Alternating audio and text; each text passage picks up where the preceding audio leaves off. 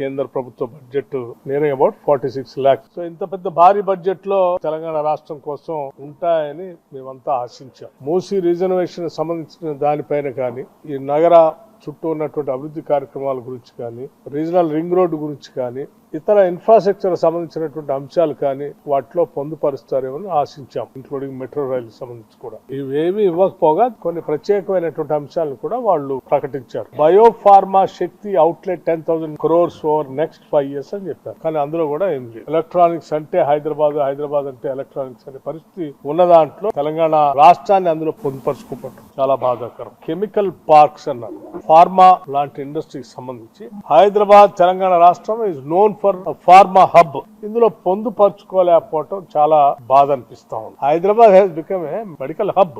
ఈ దేశంలో ఉన్నటువంటి రాష్ట్రాలు కాదు, ఇతర దేశాల నుంచి కూడా పెద్ద ఎత్తున ఇక్కడికి వస్తా ఉన్నారు. అటువంటి దాంట్లో కూడా మీరు హైదరాబాద్ తెలంగాణ మీద ఈ రకంగా ఆలోచన చేశారో చాలా బాధగా ఉంది. Hyderabad has become a main center for orange economy. Telangana ఏం తప్పు చేసిందని మీరు తెలంగాణ మీద న్యాయం చేయకుండా ఆలోచన చేశారో, అఫోర్డబుల్ స్పోర్ట్స్ గూడ్స్ రంగంలోనే ముందుగా గుర్తు రావాల్సింది తెలంగాణ. అన్ఫార్చునేట్లీ వాళ్ళు అనౌన్స్ చేసిన దాంట్లో ఎక్కడ తెలంగాణ కనపట్టలేదు. డెఫినెట్లీ ఆశించాం తప్పనిసరిగా కేంద్ర ప్రభుత్వం inland water ways Hyderabad Musi river ను కూడా పరిగణలోకి తీసుకుంటారు.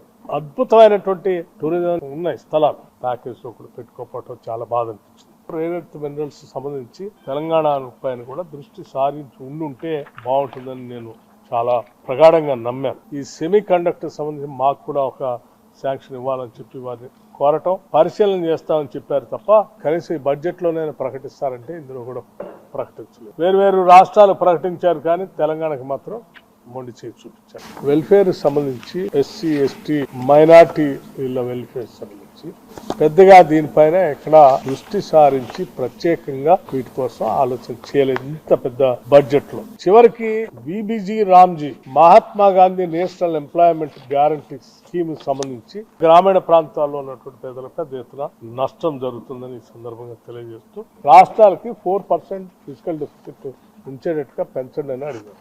కానీ దానిపైన ఎటువంటి ఇందులో పొందుపరచలేదు. కానీ కేంద్ర ప్రభుత్వం మాత్రం 4.3 ఫిజికల్ డెఫిసిట్ పెట్టుకుంది. తెలంగాణకి తీవ్రమైనటువంటి అన్యాయం అయితే జరిగింది.